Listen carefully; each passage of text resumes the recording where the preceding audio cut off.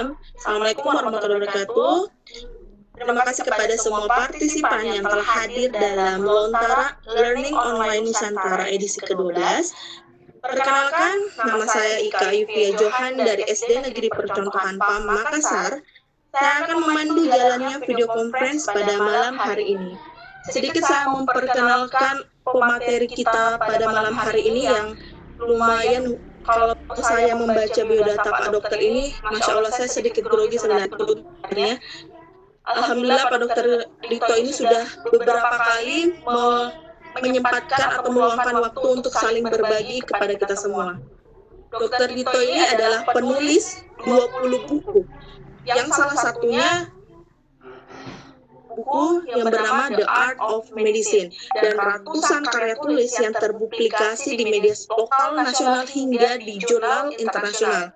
Dr. Dito ini juga pernah menjadi delegasi Indonesia untuk riset ke Italia dan training HIV/AIDS, kesehatan reproduksi, bank darah ke Hungaria, dan banyak sekali memiliki sertifikasi dari ATLS, ACLS, ANLS, dan TCD. Itu adalah semua istilah-istilah kedokteran yang sulit saya ungkapkan. Baik, selain itu ternyata Dr. Dito ini adalah alumni S2 dari Ikatan Dokter Biomedis Fakultas Kedokteran UGM, telah menerima banyak penghargaan, diantaranya Gajah Mada Awards di tahun 2015 sebagai The Most Inspiring Student and the Best Writer Student kategori. Dan banyak sekali penghargaan yang diperoleh oleh Dr. Dito. Nanti akan saya bagikan link biodata beliau. Kalau Bapak dan Ibu semua partisipan mengetik saya di Google, nama Dr. Dito itu sudah banyak di website kedokteran seperti Halo Sehat dan lain-lain. Oke, langsung saja saya panggilkan atau mempersilahkan Dr. Dito untuk membawakan materi The Art of Autism Management. Silahkan, saya persilahkan kepada Dr. Dito. Silahkan Pak Dokter.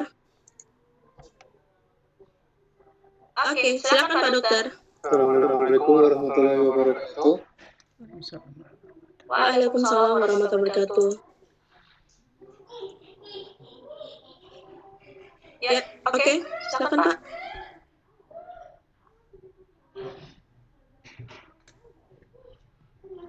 Ya, apakah suara saya sedikit dengar? Presenternya Ya, Bu. sudah jelas Pak, sangat jelas untuk. Bisa Pak. Oke. Bisa Pak, silakan Pak. Presentasinya bisa silakan langsung dibuka. Terima kasih. Sebentar ini saya pindah laptop dulu karena ada sedikit kendala teknis. Baik Pak.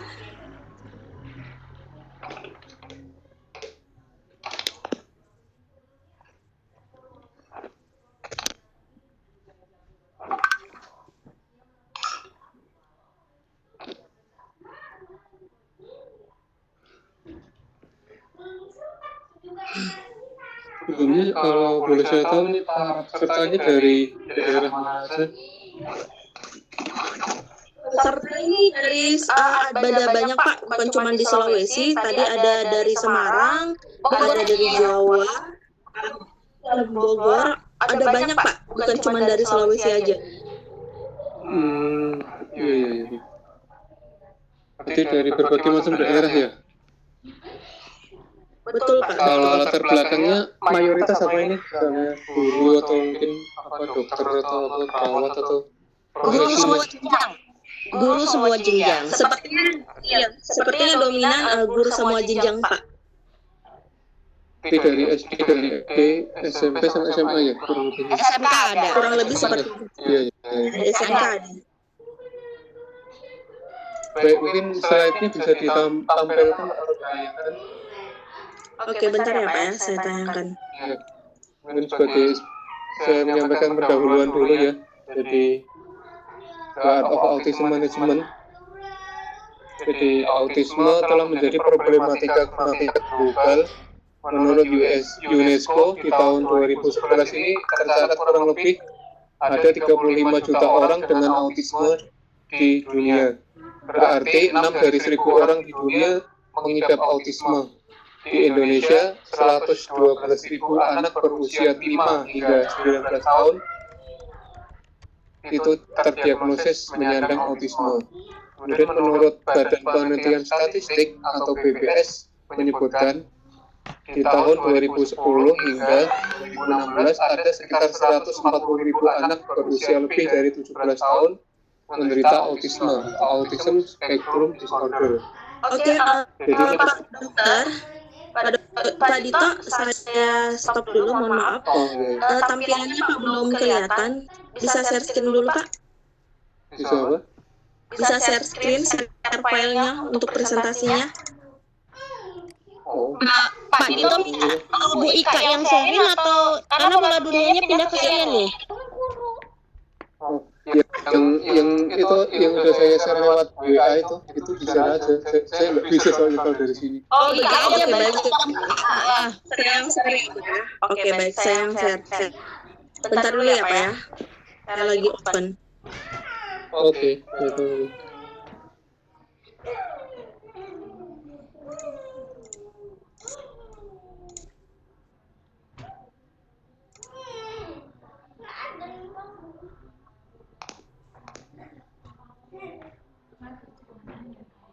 Oke, baik Pak, sudah muncul. Bagaimana? Sudah muncul ya? Sudah muncul. Oke, baik. Silakan lanjut Pak. Langsung slide kedua kayaknya ya. Ini baru judulnya Art of Autism Management. Bentar. Oke. Ini profil saya.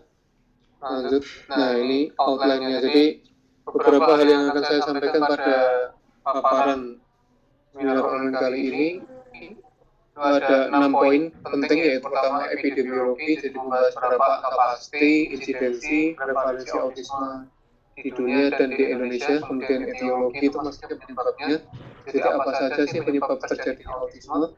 Kemudian hal ketiga adalah potret klinis, itu meliputi ciri khas, karakteristik, tanda, dan gejala autisme.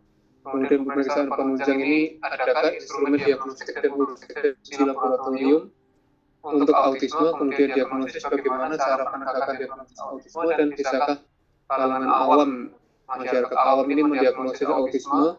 Kemudian terakhir terutama ini pada tata laksana atau manajemen, jadi bagaimana solusi dan terapi dari autisme itu sendiri.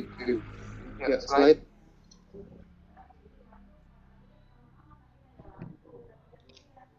Jadi apa sih sebenarnya autisme itu? Jadi Autism Spectrum Disorder atau ASD adalah gangguan heterogen, beraneka macam simptomatologi atau tanda dan gejala yang memiliki karakteristik utama itu perubahan perilaku interaksi sosial atau kata kuncinya.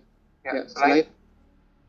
Jadi ini kita tinjau dari sisi epidemiologi di dunia ini prevalensi autisme itu 0,62 hingga 0,70%. Namun survei skala besar menunjukkan angka 1 hingga 2% penduduk dunia menderita atau populasi dunia menderita autisme. Dan di Inggris dan di Amerika Serikat prevalensi di Inggris itu 4,1 dari setiap 10.000 individu ternyata menderita autisme. Kemudian insiden di Amerika Serikat 1% anak-anak menderita autisme. Dan secara umum prevalensi autisme itu sampai 1 hingga dibanding 88. Jadi di antara 1 anak-anak itu 1 dari 88 anak-anak itu menderita autisme. Dan untuk jenis kelamin pria atau anak pria itu rasionya lebih besar lagi, yaitu 1 dari 54 anak-anak yang berjenis kelamin pria itu menderita autisme. Ini sesuai dengan studi epidemiologi. Kemudian kita mulai dari rasio dan usia. Rasio pria dibanding wanita atau perempuan, jadi 4 dibandingkan 1. Maksudnya anak-anak pria itu 4 kali lebih berisiko atau lebih rentan menderita autisme dibandingkan anak-anak wanita atau anak perempuan. Kemudian puncak insiden atau puncak kejadian autisme ini itu sebelum usia anak-anak itu mencapai 3 tahun ya, sudah bisa didiagnosis. Jadi kalau ada orang yang misalnya orang dewasa atau remaja terus dikatakan autisme itu salah kaprah ya. Jadi bukan autisme itu. Kalau sudah di atas 3 tahun. Kemudian mortalitas atau angka kematian, jadi risiko autisme ini 2,8 kali lebih tinggi dibandingkan individu yang bukan autisme spektrum disorder pada usia dan jenis kelamin yang sama. Kemudian di Indonesia ini ada berapa sih penderita autisme? Pada tahun 2010 itu diprediksi ada 2,4 juta orang menderita autisme spektrum disorder. Dan jumlah ini diperkirakan bertambah kurang lebih 500 orang per tahunnya. Ya, silakan. Kemudian kita masuk ke etiologi atau penyebabnya ya. Jadi penyebab pasti autisme itu belum diketahui, jadi unknown. Diduga multi perspektif ya. Jadi ada beberapa faktor yaitu abnormalitas otak atau ketidaknormalan adanya kelainan otak, kemudian dari perspektif neuroscience ada ketidaknormalan pada arsitektur genetik, gangguan neurometabolik, dan ada penyebab atau etiologi yang dijelaskan melalui teori opioid access. Kemudian kita melihat dari perspektif ini dulu, abnormalitas otak atau ketidaknormalan otak. Jadi itu di neuroimaging dan postmortem, jadi orang yang sudah meninggal ya itu dilihat dengan studi pencitraan di otaknya itu ternyata ada kelainan bagian cerebellum, hippocampus, dan amigdala. Kemudian menurut perspektif neuroscience dan neurologi atau ilmu tentang otak dan sistem saraf pusat pada manusia itu terjadi abnormalitas atau ketidaknormalan di sirkuit otak sosial atau SOS. Jadi SOS ini maksudnya interkoneksi jaringan yang terdiri dari korteks frontal, temporal, dan strukturasi limbik, termasuk nucleus accumbens, hipotalamus, dan amigdala. Kemudian anak dengan autisme spektrum disorder ini memiliki defisit persepsi tentang nilai identitas emosional wajah yang terjadi bersama dengan ketidaknormalan aktivasi amigdala. Jadi sirkuit dopamin mesolimbik yang mendasari perilaku reward, jadi perilaku yang berdasarkan hadiah atau keinginan memperoleh sesuatu balasan atau imbalan untuk reward, diduga merupakan mediator kunci jadinya disfungsi atau kelainan fungsi pada individu autism spektrum disorder. Hal ini didukung riset sirkuit otak yang mengungkapkan keterlibatan dopamin dependent signaling pada gangguan perilaku sosial penderita autism spektrum disorder. Dan ini kita melihat ke arsitektur genetiknya ya. Jadi pada arsitektur genetik autisme spektrum disorder terbukti kompleks dan heterogen berdasarkan studi sitogenetik, linkage, asosiasi, sekuen eksom dengan spekulasi kurang lebih 1000 gen yang terlibat. CHD8 berinteraksi dengan gen-gen berisiko autism spektrum disorder lainnya pada perkembangan saraf manusia. Kemudian pada penelitian diketahui bahwasanya CHD8 knockdown pada sel punca saraf manusia menghasilkan disregulasi gen-gen yang berisiko autism spektrum disorder. Gen-gen sinaptik di sistem persarafan seperti SANG3 dan neuroligin yaitu NLGN3, LNGN4X, dan sebagainya membentuk bagian dari kelompok ini, berperan penting untuk perkembangan kognitif. Jadi sekitar 10 hingga 20% kasus autism spektrum disorder melibatkan ketidaknormalan kromosom. Sekitar 5% kasus autisme mengalami abrasi kromosom, terutama pada anak-anak dysmorphic. Manifestasi kromosomal yang umum dijumpai pada individu autistik adalah aneuploidi, yang terkait pula dengan gangguan bicara dan bahasa. Kemudian terjadi mosaikisme somatik terkait dengan anak-anak yang autisme yang menyebabnya tidak diketahui. Kemudian studi genetika yang namanya analisis linkage itu berhasil mereafirmasi lokus risiko autisme berada di kromosom region 20 dan 20p13.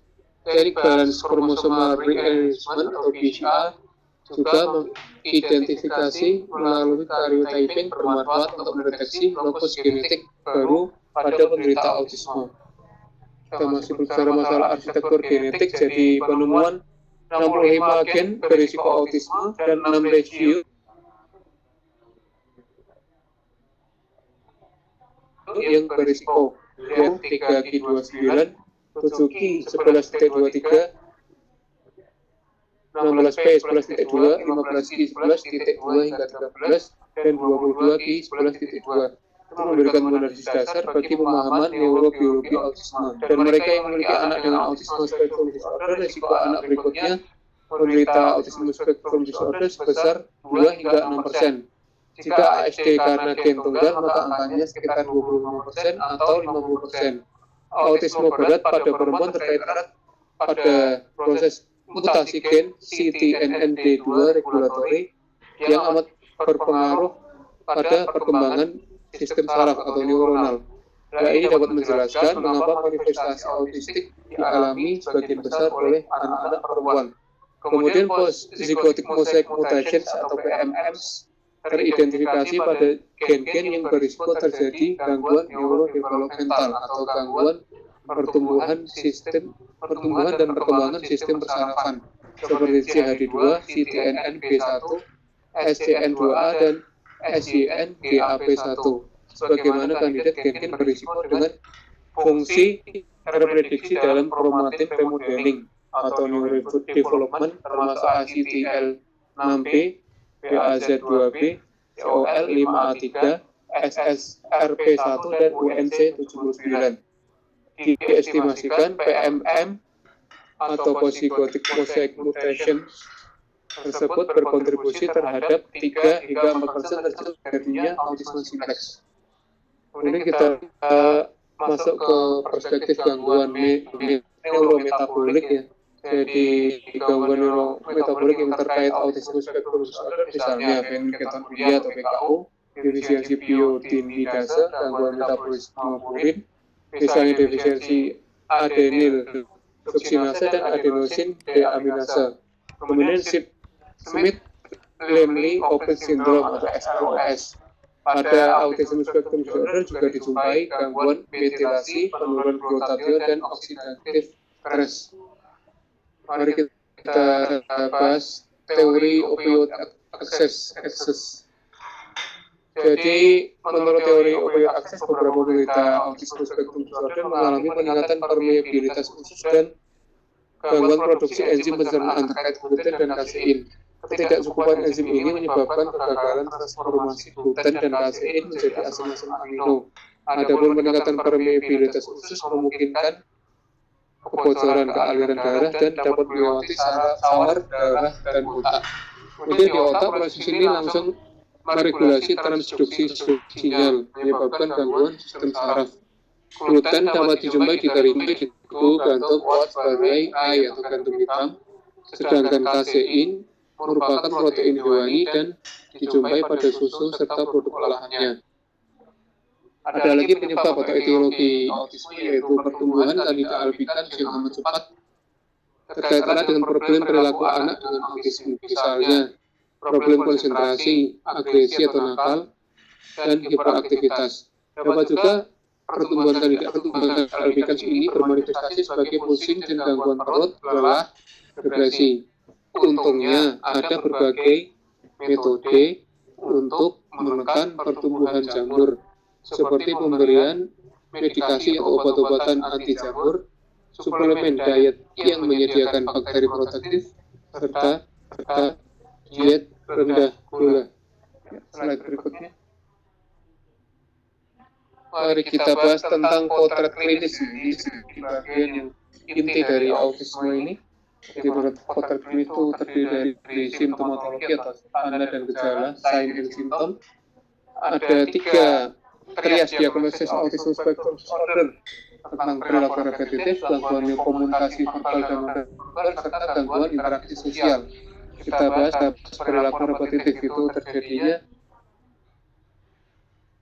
perilaku repetitif ya, jadi repetitif maksudnya berulang, misalnya infleksibilitas, preokupasi dengan bagian-bagian objek tertentu, perilaku stereotipi, mengebak-ngebakkan tangan seperti burung terbang, kemudian mengayun-ayunkan badan tanpa tujuan tertentu, memainkan jari-jari tanpa tujuan tertentu. tertentu dan dia dan baru membeyo ya atau pengulangan bahasa equalalia atau palilalia. Jadi ini anak autisme paling sering membeyo atau menirukan kalimat atau kata-kata dari orang dewasa yang ada di sekitarnya, baik bapak, ibu, pembantu, guru dan sebagainya, kakek nenek juga. Kemudian kita bahas potret klinis yang kedua yaitu gangguan komunikasi verbal dan non-verbal. Jadi kita coba keterlambatan berbahasa pada anak autisme, kemudian menggunakan bahasa repetitif atau berulang dan stereotype, suka meniru atau membeyo. Kemudian kurang di dalam permainan sosial yang sesuai usia, ekspresi wajahnya datar ya, jadi anak autisme ini biasanya tidak menunjukkan ekspresi senyum sosial, bahagia atau langsung responsif dan jarang bisa menatap mata ya. Jadi kalau ditatap matanya dia pasti paling ke lain tempat atau pandangannya itu tidak bisa kita menatap matanya secara langsung. Kemudian anak autisme juga kurang ekspresi gerak isyarat atau gestur tubuh saat berinteraksi dengan orang lain. Dan potret klinis yang ketiga yang inti atau karakteristik utama pada autisme adalah gangguan interaksi sosial. Ya, kita melihat bahwa sebenarnya di gangguan interaksi sosial ini bisa berupa menggunakan perilaku nonverbal, miskin relasi sosial, kurang tertarik pada aktivitas berbagi, kemudian kurang hangat dalam hubungan timbal balik emosional dan sosial. Dan pada beberapa anak karakteristik perilaku autism spectrum disorder itu bisa tampak jelas di usia 18 hingga 24 bulan atau lebih awal. Namun tersering bisa diamati pada usia 2 hingga 3 tahun. Jadi kata kuncinya juga ada 2 hingga 3 tahun ini karakteristik ini atau potret klinis ini yaitu perilaku repetitif, gangguan komunikasi verbal dan non-verbal serta gangguan interaksi sosial ini bisa jelas diamati ya. Jadi ingat-ingat 2 hingga 3 tahun. Kemudian yang perlu diperhatikan bahwasanya dokter perlu memperhatikan komunikasi gestur atau nonverbal, terutama kemampuan menunjuk dan perhatiannya atau fokusnya. Tidak dapat menunjuk objek yang disukai di usia 12 hingga 15 bulan patut dicurigai autism spectrum disorder. Kemudian beberapa indikator pasti yang mengarah ke autism spectrum disorder ini, misalnya tidak dapat menggumam, berceloteh ringan, menunjuk atau membuat gerak atau isyarat bermakna di usia 12 bulan atau 1 tahun per tahun. Kemudian bila anak tidak dapat mengucapkan satu kata di usia 16 bulan, maka itu juga dikhawatirkan itu tanda-tanda atau simptomatologi awal dari autisme. Kemudian anak-anak juga tidak mampu menggabungkan 2 kata di usia 2 tahun, itu rentan ya atau lampu merah untuk autisme. Tidak merespon saat dipanggil namanya, kontak mata tidak ada, kehilangan kemampuan bahasa dan keterampilan sosial, dan tidak dapat tersenyum saat diajak tertawa atau bercanda. Ini beberapa anak dengan karakteristik perilaku autisme. Dan tanda-tanda klinis autisme spektrum disorder ini berkorelasi dengan perkembangan otak abnormal, disfungsi dan permasalahan yang terlalu cepat terlihat di usia muda, dan melibatkan sejumlah neuron atau sistem saraf di korteks prefrontal bagian otak yang abnormal dan berlebihan. Kemudian sinyal-sinyal neurobiologis dari perkembangan abnormal ini dilaporkan terjadi di anak usia 9 hingga 18 bulan. Ya, bisa ke slide berikutnya.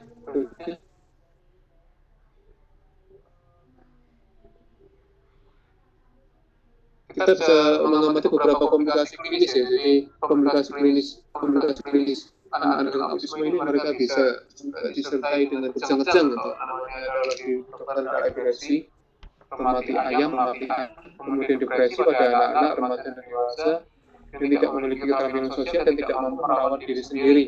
Ya, slide.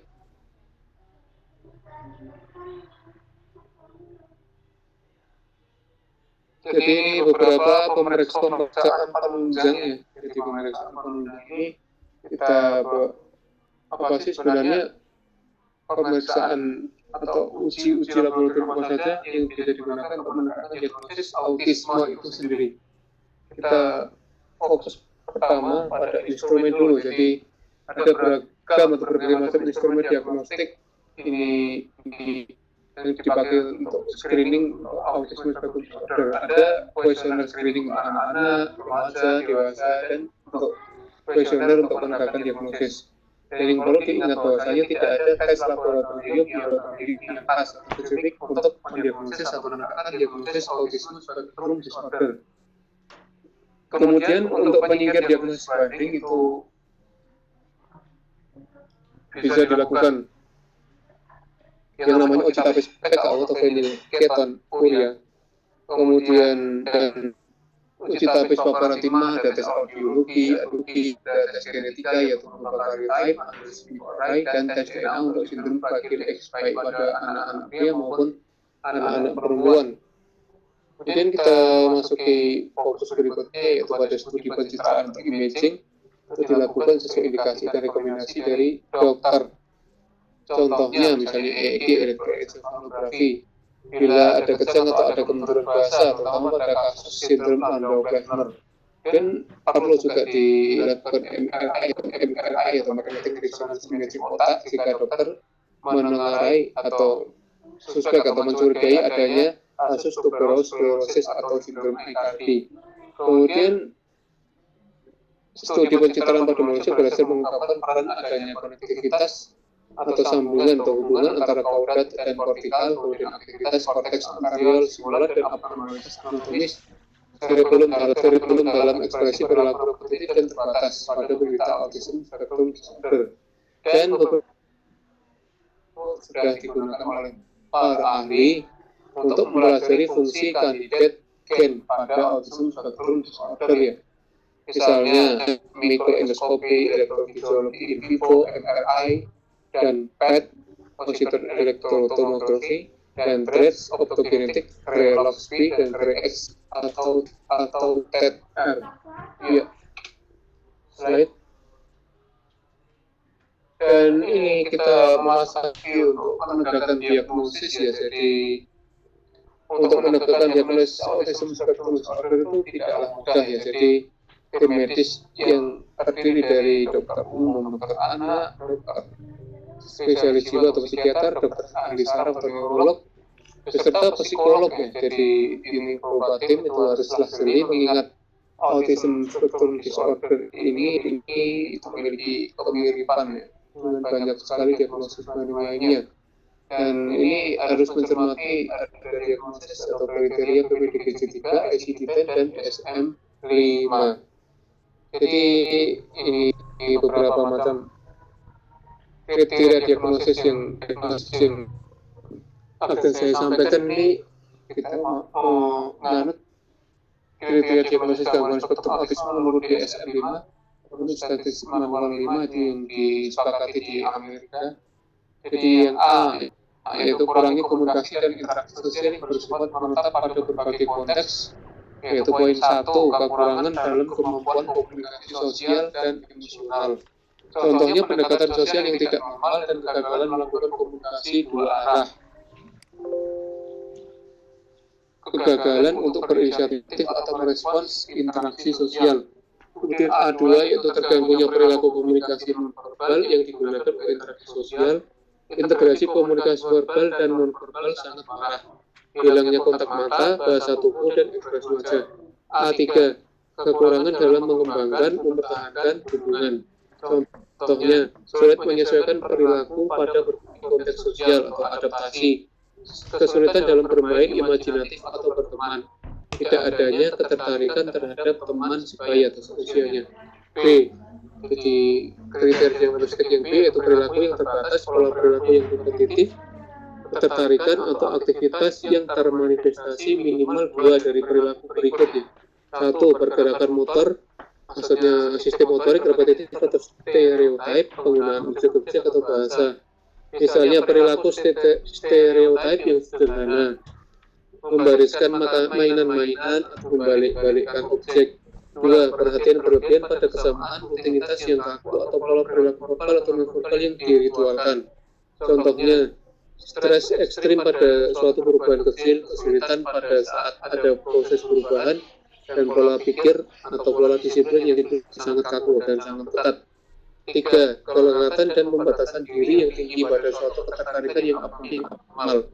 Contoh, kelekatan yang kuat atau preokupasi pada objek-objek yang tidak biasa, pembatasan yang berlebihan atau perseverative interest.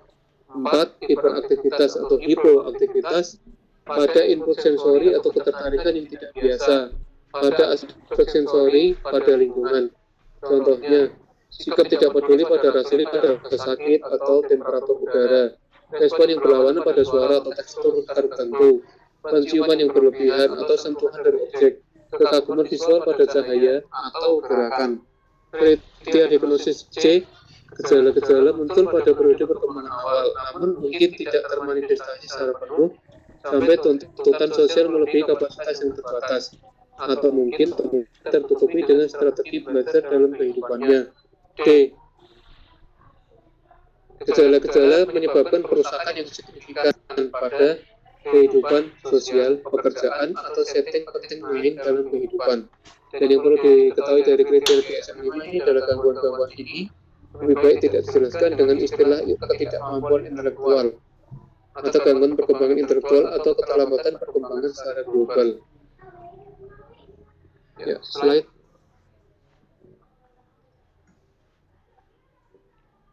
Jadi kita lihat ada spektrum autism spectrum disorder, yaitu berbagai gejala tersendiri tentang spektrum autisme, misalnya retardasi mental, sindrom ICRD atau ACRD, sindrom Phelan-McDermid, mutisme selektif, gangguan bahasa ekspresi, dan gangguan pergerakan stereotipik. Kemudian kita melihat diagnosis banding ya. Jadi diagnosis banding ini tim medis atau dokter spesialis ya, spesialis jiwa dan spesialis saraf, staf psikolog harus jeli mengingat ASD memiliki kemiripan dengan sindrom Rett, sindrom Asperger dan gangguan disintegrasi masa anak, skizofrenia onset anak-anak. Ya, slide. Ya, kita masuki ke tata laksana atau solusinya ya. Jadi ini termasuk tata laksana ada 6 poin, yaitu intervensi multidisipliner, intervensi nutrisi, fresh start, suplementasi nutrisi, medikamentosa, dan terapi futuristik.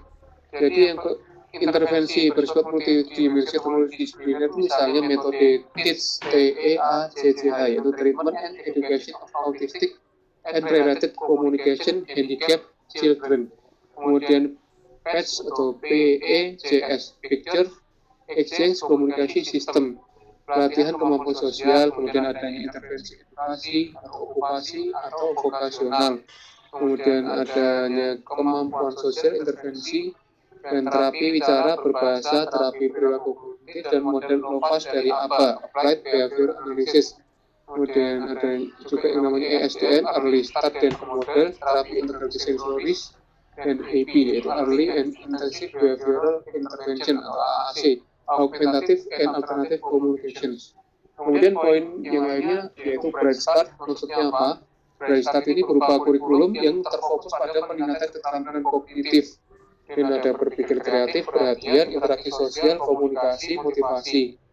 Dan adanya medikamentosa atau terapi obat yang direkomendasikan dokter sesuai indikasi ya, termasuk ke poin medikamentosa.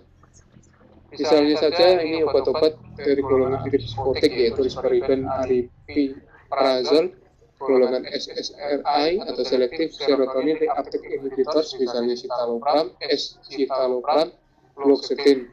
Kemudian ada golongan stimulan perangsang yaitu metilfenidat. Dan menurut berbagai macam literatur, nanopartikel emas dan asam lipoat itu bisa berpotensi mengurangi neuroinflamasi, yaitu peradangan sistem saraf pada autism spectrum disorder. Ya, mau kita masuki pada intervensi nutrisi, secara signifikan ini mampu menolong penderita ASD. Jadi riset membuktikan bahwa probiotik, enzim pencernaan, vitamin, mineral, asam amino, dan suplemen itu spesial merupakan komponen kunci dalam pendekatan biomedis terhadap autism spectrum disorder. Bisa juga sebagai intervensi primer atau pengukuran tambahan. Nah, kita masuk ke suplementasi nutrisi ya. Jadi pada kasus-kasus tertentu ini suplementasi nutrisi itu dengan vitamin metil B12, asam folat, dan trimethylglycine itu bisa bermanfaat. Misalnya pada pemberian magnesium dan vitamin B6 diberikan pada penderita autism spectrum disorder. Maksudnya apa? Jadi maksud pemberian magnesium dan vitamin B6 ini untuk mengurangi gejala-gejala excitabilitas berupa agresivitas fisik, instabilitas, polar attention, hipertoni, spasm, dan myoclonus atau kejang-kejang. Polar attention itu maksudnya ada gangguan perhatian, gangguan fokus pada saat bekerja di kantor atau di rumah atau di sekolah. Dan magnesium ini penting dalam pembentukan tulang, regulasi aktivitas enzim yang terlibat dalam sekurang-kurangnya 300 proses enzim dari metabolisme intermediate. Berperan penting di semua reaksi-reaksi enzim yang melibatkan adenosin trifosfat serta dikenal di banyak enzim yang terlibat dalam proses metabolisme asam nukleat. Ini vitamin B6 ini berperan dalam transaminasi asam-asam amino, reaksi-reaksi dekarboksilasi, modulasi aktivasi hormon steroid, dan regulasi ekspresi gen. Kemudian antagonis NKCC co-transporter yang menghambat importation chloride menuju neuron dan mengurangi konsentrasi intraseluler berpotensi mengatasi autisme spektrum disorder. Dan kita lihat bahwasanya ada terapi futuristik, misalnya sel punca mesenchymal beserta mediator kondisinya atau MSPM, metode hidrasi, pemberian melatonin, asam-asam amino, karnosin, karnitin, diet bebas gluten, kasein, diet rendah serotonin, terapi oksigen hiperbarik, pelatihan integrasi auditoris, terapi musik, terapi lumba-lumba, asam lemak omega 3, itu banyak pada minyak ikan, kemudian memberikan multivitamin yaitu multivitamin A, vitamin C, dan vitamin metil B12, dan B6 atau ini ada juga namanya suplementasi trace elemen, magnesium, asam folat, glutathione, dimetilglisin. Ini semua ini yang berupa terapi futuristik itu tentunya masih memerlukan riset lanjutan untuk mengetahui efektivitasnya dan untuk mengetahui pula side effect atau efek sampingnya pada manusia. Ya, slide. Ya, ini beberapa channel YouTube yang bisa disaksikan atau diklik ibu bapak semuanya. Ada saya sampaikan minimal 6 ya. Autism causes, symptom diagnosis, treatment symptomatologi, 8 menit 6 detik. Kemudian why everything you know about autism is wrong. Itu beberapa mitos dan fakta yang dikemukakan oleh penderita autisme. Sekarang bisa menjadi PhD di Amerika dan meneliti tentang disertasinya tentang autisme sendiri ini. Durasi videonya adalah 13 menit 20 detik. Main Science of Autism in Infants 6 menit 8 detik. What is autism? Do you know the science? 14 menit 20 detik. Mengenali gejala anak autism dini 7 menit 23 detik, dan 10 tanda-tanda awal mendeteksi dini autisme ini sepanjang durasinya 6 menit 37 detik. Ya. Oke. Ini beberapa buku karya saya, ada 45 penyakit yang banyak ditemukan masyarakat, 45 penyakit khusus, dari haid, impotensi, 5 menit memahami, 5 kesehatan, sembuh dan sukses dengan terapi menulis, 45 penyakit dan masalah, serta The Art of Medicine. Jadi ini hanya 8 dari puluhan buku yang sudah saya tuliskan. Semuanya seolah ada di toko buku Gramedia dan toko online. Yang khusus The Art of Medicine di belah kanan ini bisa diperoleh juga di Amazon.com. Jadi sudah insya Allah dan alhamdulillah sudah go internasional. Dan kemarin kabar terbaru bahwa buku saya ini sudah diterima atau menjadi bagian dari koleksi perpustakaan di Taiwan atau Taipei, atau di perpustakaan TMU, Taipei Medical University. Ya, saya pikir slide terakhir setelah ini. Ya, terima kasih atas perhatiannya. Bila ada kekurangan terus mata-mata dari saya selaku manusia biasa, mohon dimaafkan, dan bila ada kelebihan itu dari Allah Subhanahu wa taala. Wabillahi taufiq wal hidayah wa afu minkum fastabiqul khairat. Wassalamualaikum warahmatullahi wabarakatuh. Silakan bila ada tanya jawab. Baik, terima kasih Pak Dr. Dito. Itulah tadi materi yang dibawakan oleh Pak Dr. Dito tentang The Art of Autism. Sekarang saya persilahkan kepada 430 peserta atau partisipan yang hadir pada malam hari ini untuk mengajukan pertanyaan. Pertanyaan pertama saya persilahkan kepada Pak Abdul Musin yang sudah raise hand dari tadi. Silakan Pak Abdul Musin. Silakan Pak Abdul Musin. Halo. Abdul Musin. Pak Abdul Musin. Halo, Pak Abdul Musin. Silakan ajukan pertanyaan kepada Dr. Dito.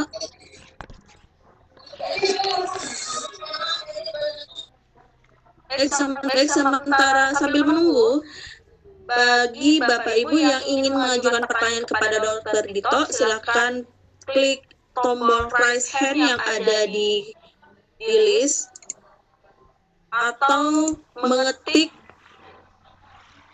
pertanyaan akan nanti saya bacakan yang ditujukan ke partisipan ya, ke panelis. Coba saya lihat apakah ada pertanyaan pada hari ini. Saya izin sebentar bisa ya Pak ya?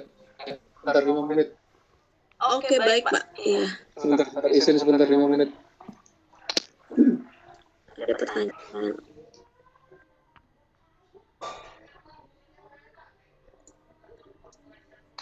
Baik, silakan Bapak Ibu yang ingin mengajukan pertanyaan, tinggal mengetik saja di kolom chat pertanyaan yang ingin ditujukan ke Dr. Dito, atau ingin bertanya langsung silakan ketik atau klik tombol raise hand yang ada di dalam layar Bapak Ibu. Raise hand, tombol tangan, untuk mengajukan pertanyaan secara langsung.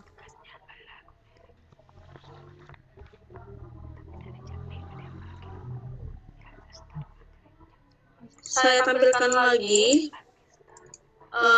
slide dari Dr. Dito. Apabila ada kurang dimengerti bisa ditanyakan.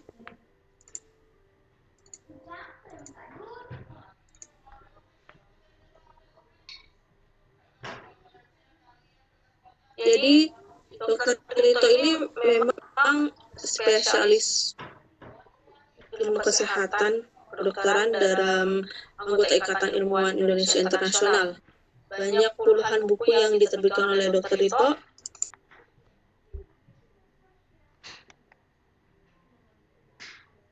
Tentang autisme. Silakan Bapak Ibu. Saya yakin di sekolah Bapak Ibu ada anak-anak yang terdeteksi autisme. Nah, bagaimana cara untuk menilai bahwa anak itu autisme atau apa? Tadi dokter itu sudah mengatakan ada namanya instrumen yang dianalisis dulu kepada anak-anak untuk dianalisis kecenderungan apa yang diperoleh siswa. Bagaimana Pak Dokter itu sudah ada ya?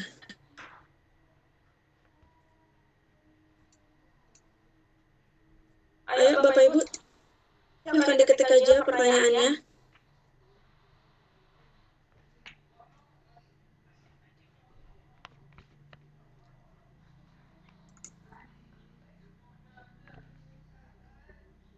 Beberapa menit ke depan sudah banyak pertanyaan di kolom chat. Kita tunggu Pak Dokter Rito.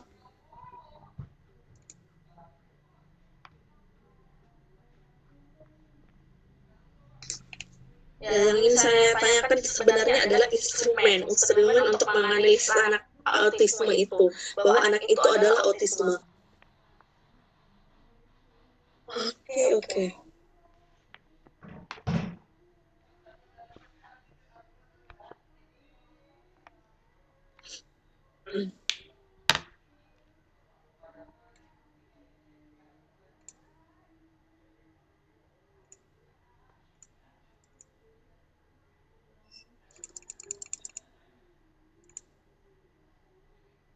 Oke, silakan Bapak Ibu di kolom chat. Sedang marak juga sekolah-sekolah sudah menerapkan sekolah inklusi. Ada juga yang memiliki guru GPK, guru pendamping khusus untuk anak-anak autisme. Ada juga yang anak-anak yang memiliki kecenderungan autisme, tapi kita tidak bisa menjudge anak itu seperti apa. Nah, nanti kita jelaskan, dokter itu bisa menjelaskan bagaimana caranya. Dokter itu apa sudah bergabung? Pak Dokter? Halo? Iya.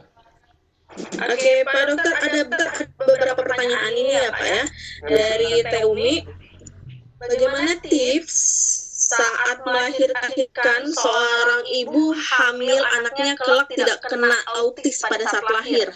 Bagaimana tips agar saat melahirkan seorang ibu kelak anaknya tidak kena autis pada saat lahir?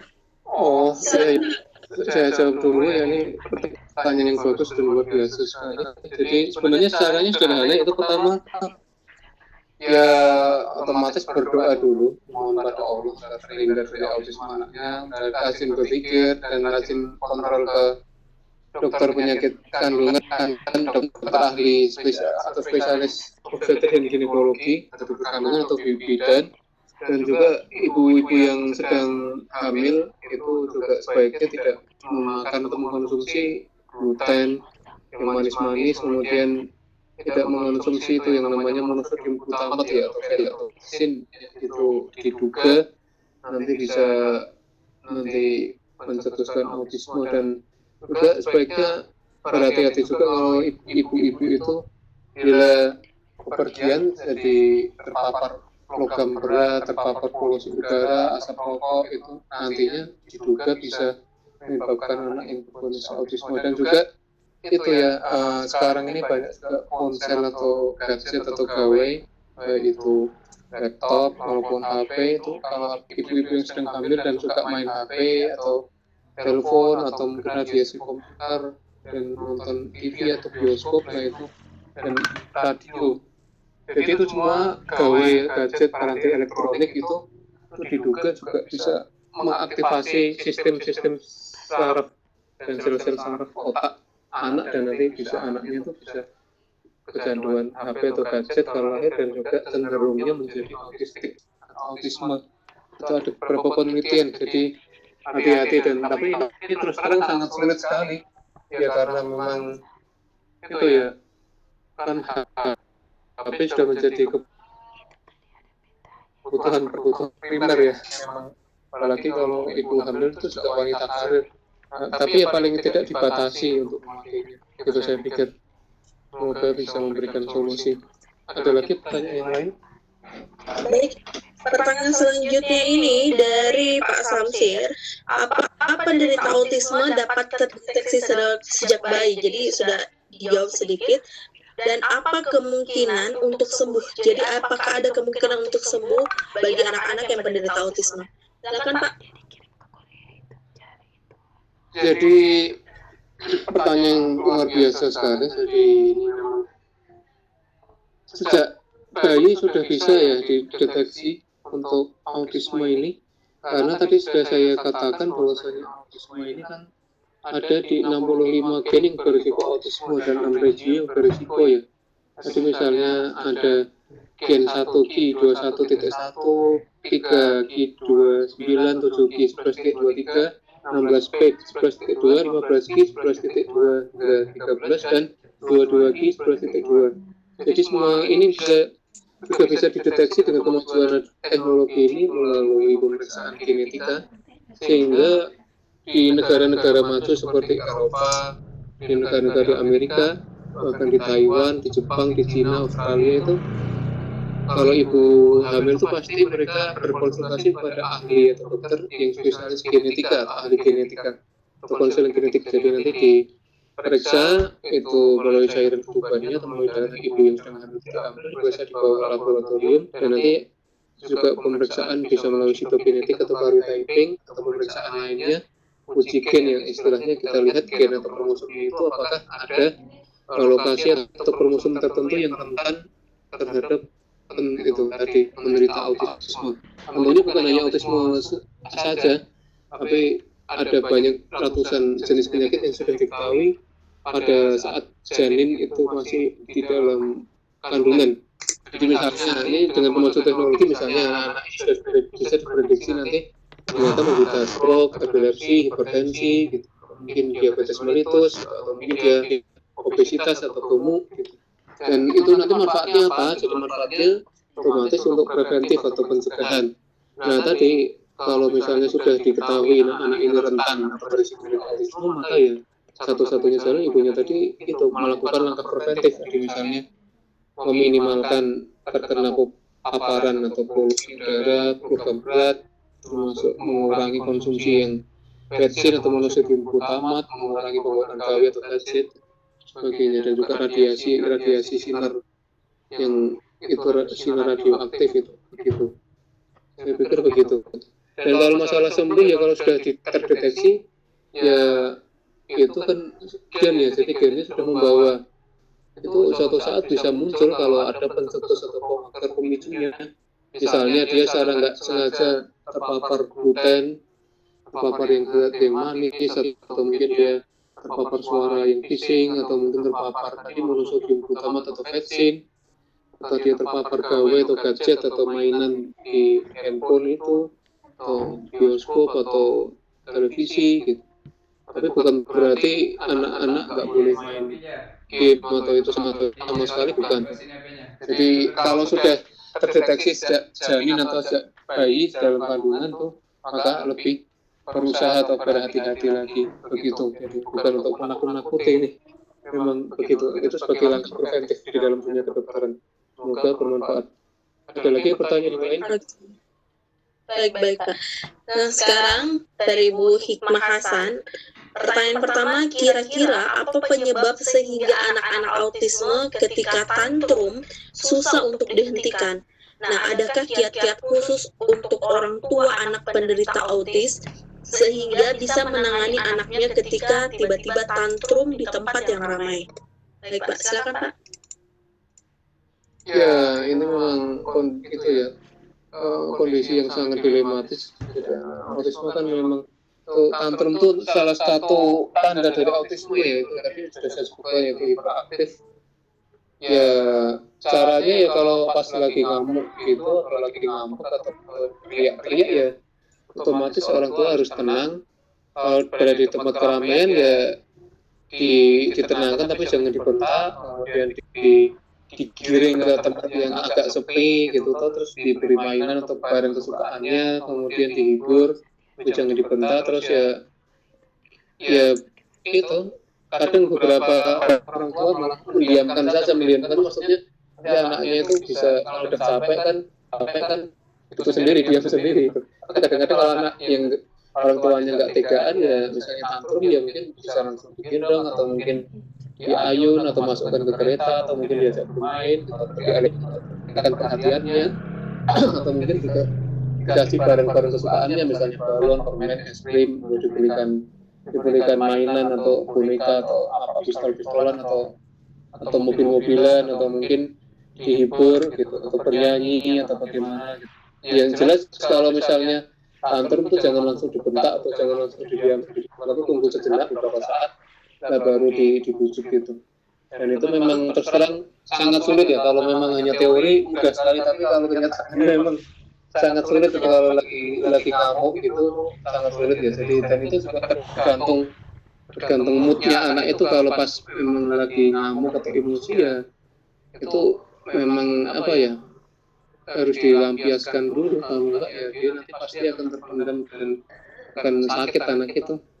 Saran saya begitu. Jadi ya tadi bisa ditenangkan dulu, ditunggu beberapa saat atau didiamkan saja beberapa saat, nanti dia setelah sampai sendiri kan akan tenang sendiri. Tapi kalau nggak tega ya langsung ditenangkan tadi, diberikan mainan, diajak ke tempat atau mainan kesukaannya, terus dibujuk, diajak ke tempat yang agak sepi, begitu dialihkan perhatiannya, dihibur gitu, diajak bernyanyi atau apa, diajak berzikir juga bisa gitu, sambil ditepuk-tepuk bahunya atau punggungnya gitu, untuk Buat dia merasa nyaman dulu ya, Pak ya. iya betul, biar nyaman. Iya betul, saran saya begitu. Terus terang ini memang kasus yang sulit kalau anak autisme itu lagi ngamuk ya, hiperaktif atau lagi tantrum. Begitu saya pikir.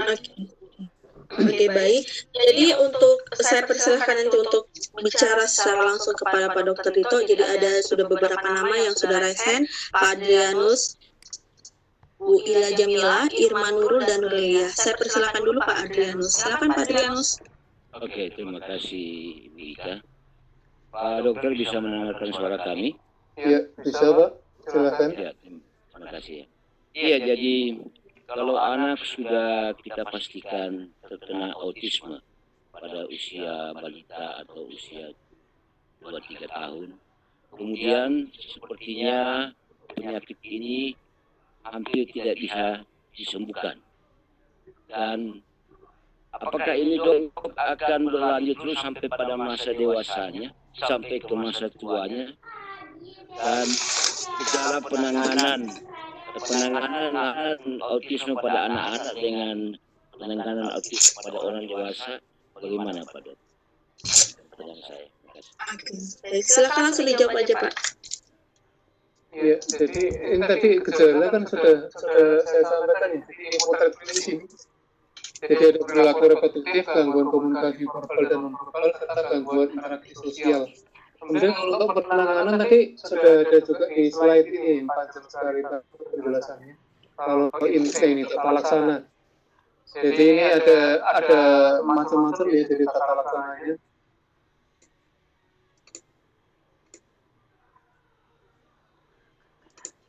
Ini tata laksana ada di slide kalau salah hampir terakhir itu. Yang Ini apa ya? tadi bukan ini seperti ini ya, bukan yang ada 6 poin. Ini tata laksana. Jadi ada intervensi multidimensi, multidisipliner. Oh bukan yang ini. Bright Start, intervensi nutrisi, suplementasi nutrisi, terapi nutrisi dan medikamentosa. Jadi ini tata laksana atau terapi ini kan tidak semuanya langsung diberikan untuk anak, tapi ya biasanya disesuaikan. Kalau misalnya dia bisa terapi tadi itu yang misalnya terapi musik, terapi menulis, atau terapi lumba-lumba, atau mungkin terapi yang menggambar, atau mungkin terapi yang lainnya, atau diberi obat, itu sangat kasuistik. Jadi masing-masing anak tidak sama. Anak yang autisme kadang memerlukan misalnya diberi kan metode PECS atau Picture Exchange Communication System. Jadi dia berkomunikasi dengan gambar ya. Tapi anak yang lain misalnya memerlukan apa, jadi Applied Behavioral Analysis. Atau terapi yang lain, anak yang lain ternyata memerlukan misalnya terapi integrasi sensoris. Dan anak yang lain ternyata perlu diberi obat untuk menenangkan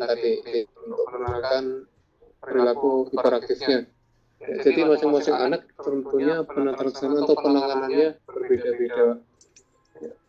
Mungkin masih ada yang ditanyakan kalau belum Bagaimana Pak Danus? Sudah jelas ya Pak? Iya, ini dok, maksudnya anak yang bayi atau balita atau anak yang sudah mendapat, saya pastikan memang mengidap autisme, dia akan dibawa terus dok sampai usia dewasa, sampai usia tuanya, begitu dok? Oh, itu tergantung Pak. Jadi memang kalau misalnya dari bayi terdiagnosis itu pemeriksaan genetik autisme, kemudian dipastikan lagi usia 2 hingga 3 tahun, dipastikan oleh dokter anak dia positif autisme. Nah ini tugas orang tuanya lah dan lingkungan masyarakat, lingkungan guru itu untuk membuat anak yang autisme ini untuk menemukan potensinya. Karena banyak juga anak autisme yang ternyata dewasanya itu ya bukan dikatakan sama, tapi dia berprestasi tapi di dalam satu bidang. Misalnya dia ahli menggambar atau melukis, dia bisa ahli puisi, dia ahli komputer, atau dia ahli matematika gitu. Dan ini orang tuanya harus itu ya bisa mengarahkan dan menemukan potensi atau bakat atau passion anak itu. Jadi itu sudah bisa dipastikan anak autisme itu memiliki kelebihan tapi hanya satu bidang saja. Misalnya kalau dia suka menggambar, maka dia suka menggambar terus gambar yang bagus dan detail. Kalau dia suka komputer, maka dia bisa menjadi ahli komputer atau ahli software, merancang web, atau mungkin dia bisa ngotak-atik itu program algoritma yang rumit. Kalau dia misalnya dari bidang puisi, dia membuat kata-kata yang sangat indah, bahkan bisa sampai kata-katanya itu sampai mungkin bisa mempengaruhi orang gitu. Itu antara lain. Jadi ya terus terang anak autisme bukan dewasanya bukan sembuh, bukan, tapi paling enggak dia bisa diarahkan atau dikondisikan oleh keluarganya, terutama oleh orang tuanya, begitu saya pikir, dan juga terutama oleh gurunya, dan nanti terutama juga dibimbing oleh itu ya para pakar, baik dokter spesialis maupun mungkin pakar agama gitu, untuk mendasari spiritualnya begitu. Oke, baik. Jadi sudah cukup ya penjelasannya. Cukup. Oke, baik. Terima kasih. Sangat menarik sekali beberapa pertanyaan. Ada lebih menarik lagi ini Pak. Saya bacakan. Anak saya didiagnosa PPD NOS. Saat ini sudah usia 5,5 tahun. Jenis kelaminnya laki-laki. Nah, sekarang sudah TKA. Setelah terapi, sejak usia 3 tahun, sudah ada perkembangan walaupun sangat lambat. Tapi sekarang saya sangat kesulitan untuk mengatasi setiap keinginannya, terutama di tempat umum. Emosinya sangat tidak terkendali. Mohon dok petunjuk bagi saya untuk mengatasi masalah ini.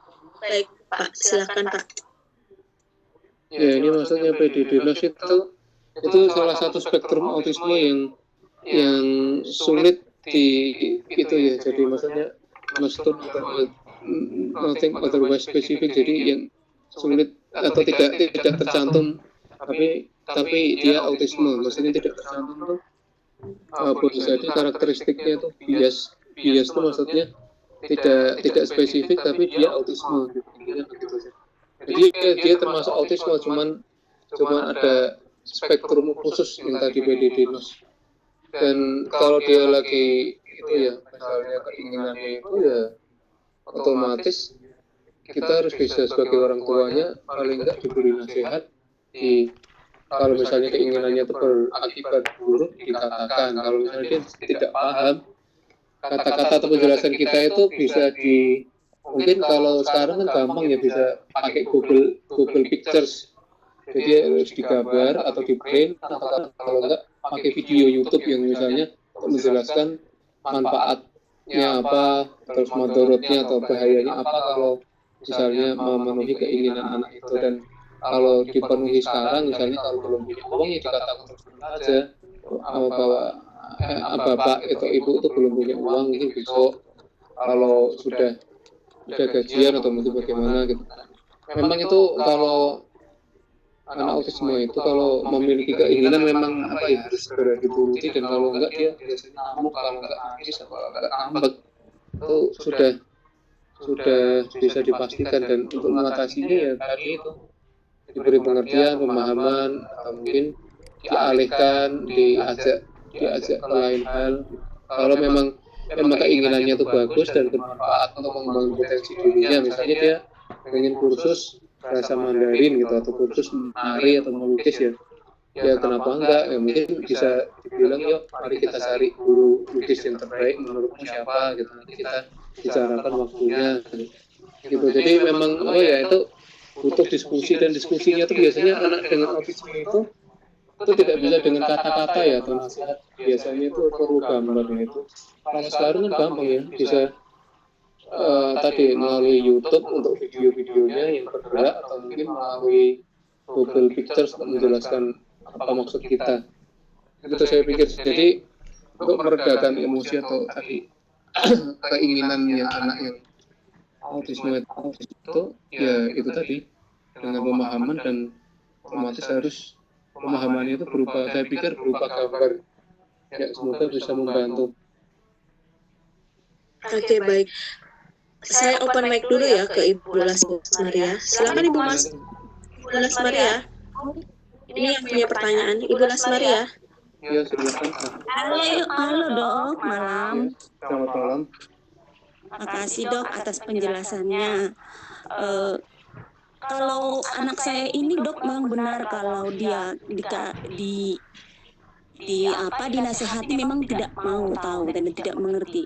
Jadi kalau seperti itu di tempat umum saya mau ngasih penjelasan sesuatu keinginannya, misalnya dia harus main handphone, misalnya di gereja atau di mana tempat-tempat ibadah atau tempat-tempat supermarket dan sebagainya, dia keinginannya misalnya mau beli sesuatu, kalau misalnya kita bawa gambar-gambar dari Google tersebut begitu dok, kemanapun kita bawa dia gitu ya dok.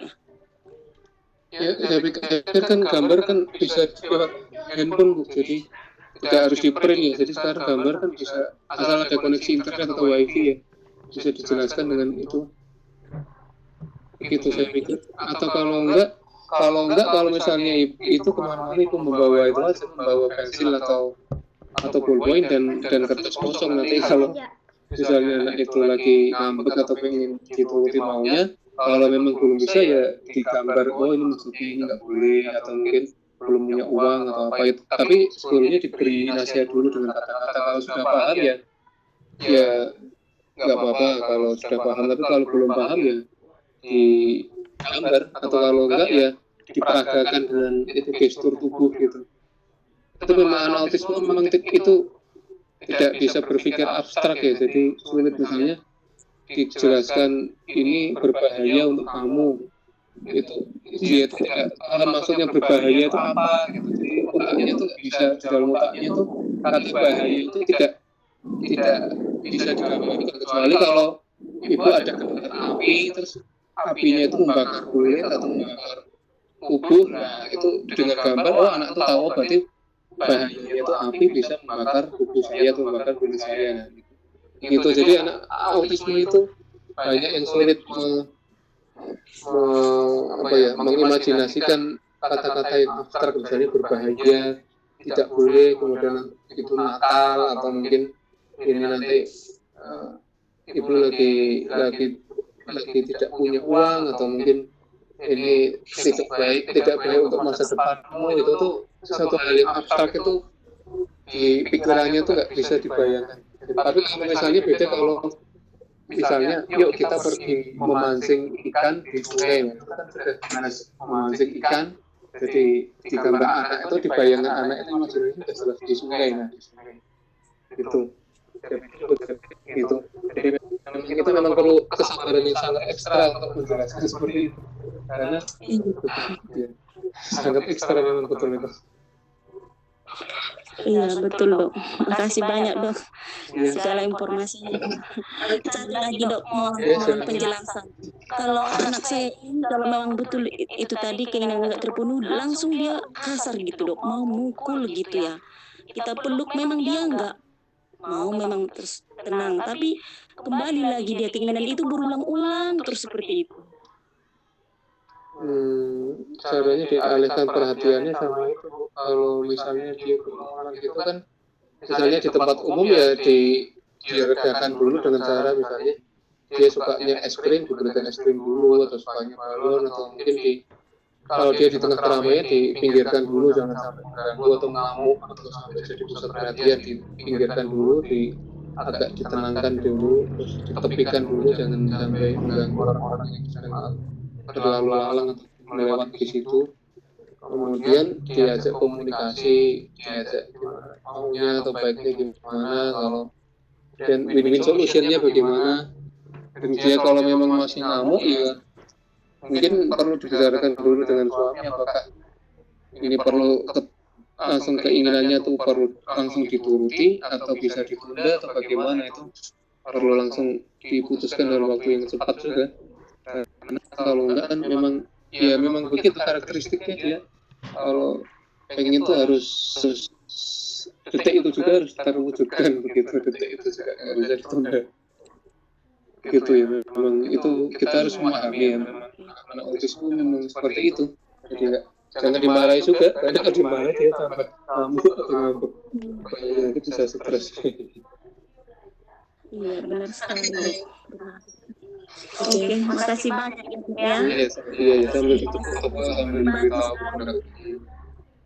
Oke, terima kasih ya, terima kasih banyak. Pertanyaan selanjutnya, Pak. Ya, silakan. Ini terkait dengan asesmen ya, Pak ya. Ya. Pertanyaannya dari Ibu Tuti Agiawati, apakah bisa guru kelas membuat asesmen sendiri untuk observasi bahwa anak itu autis atau tidak? Karena di sekolah umum itu kesulitan dalam gangguan belajar khusus. Oke, silakan Pak. Bisa sekali ya. Jadi tadi sudah ada kata-kata kuncinya yang saya sampaikan tadi, itu bisa dikembangkan sendiri.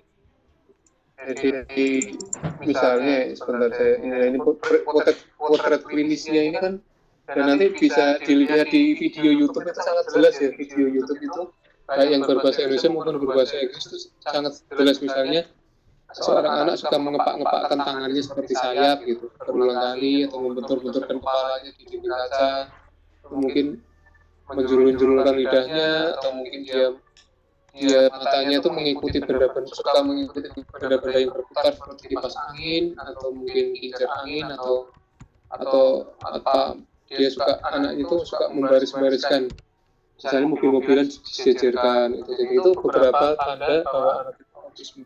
Bisa saja, sangat bisa guru kelas membuat asesmen itu terus di skor. Misalnya kalau ini ada skornya 5 gitu, itu dia cenderung autisme. Kalau 10 autisme berat, kalau 5 misalnya autisme ringan gitu.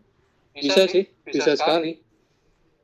Bisa, saya pikir bisa, dan itu malah bagus karena bisa nanti kalau sudah tapi otomatis harus dikonsultasikan kepada ahlinya, baik psikolog, dokter anak, atau psikiater, atau dokter spesialis saraf, apakah benar atau enggak. Jadi ya asesmen awal boleh, jadi tapi jangan untuk langsung mendiagnosis.